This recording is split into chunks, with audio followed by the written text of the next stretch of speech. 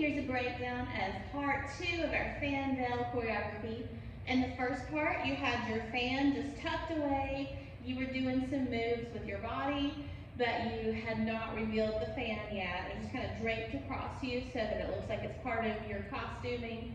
But on the end of part 1, where you're doing some figure eights, you reach and grab your fan, and we talked about how this would be leading into part 2. You grab a hold of it and you pull it out ready to go.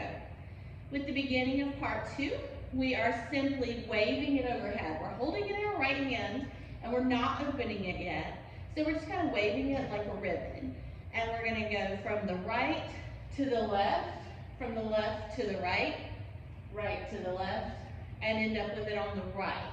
And just kind of sway with it, change your weight as it's going to kind of give a little bit more emphasis that this is an extension of us. We're not just doing the fan, we're actually moving, and then it's an extension of us. It ends up on the right, and the next thing you're going to do with it is figure eights that are vertically drawn in front of you. So we're going to take it down to the left, up, and back through, so that we're making a figure eight that goes vertically. So it goes down on the left, up, back through.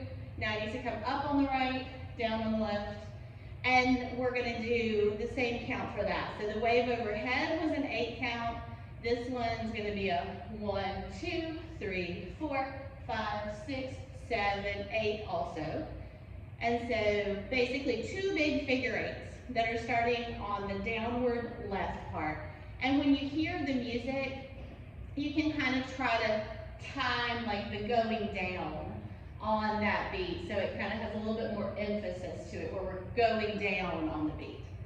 We're going to end up on the right again, and now we're going to do a little fancier move where imagine that figure eight is now, instead of straight up and down or straight sideways, is now kind of both.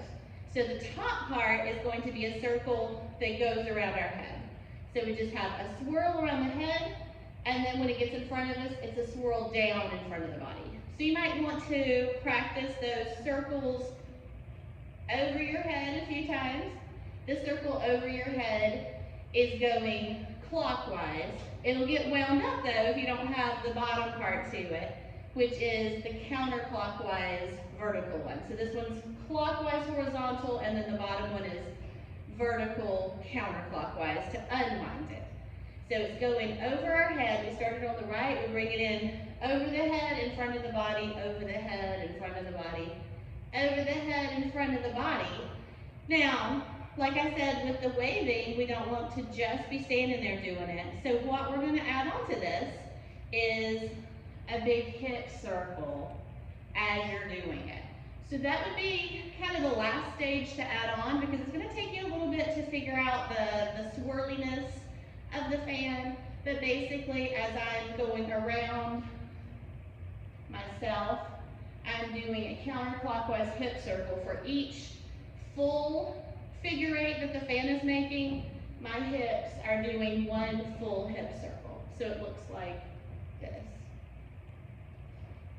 And that's going to be one of those can you walk and chew gum kind of things, but you'll figure it out once you play with it for a while. It probably won't come to you right at the very beginning though. On the last one that comes down and around, we're going to take it up and then squiggle it down on that accent of music. So it just goes up and then a little squiggle down.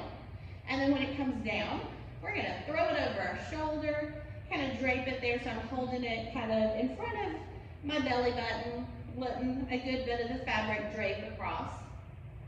And I'm going to do one-sided Maya's or a hip lift kind of circle to propel myself to the right. And again, we're listening to that beat, and I want you to think about coming down on the beat. So we're going up smoothly and coming down, up smoothly and coming down, up smoothly and coming down. We're just going to do 3. And then after we do 3, we're going to take a 3-point turn to our left. So that means step with my left, right, left. Now that I'm back over to the other side, I'm going to kind of stretch the veil out through my hand a little. So I'm holding the fan in one hand, I'm holding the veil in the other. I'm going to hold them over my head and do the exact same thing. The hip lift, with the bottom part of it coming down on the beat. Now this time, instead of a 3-point turn, we want to be able to open the fan veil at the end of this.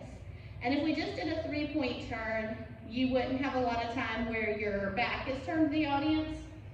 So we're gonna do a pivot turn instead, so that if you have to fudge opening your fan veil a little bit, you have a little bit more leeway with being able to use both hands. Now hopefully after you play with the fan veil a while, you can get it open with just one hand.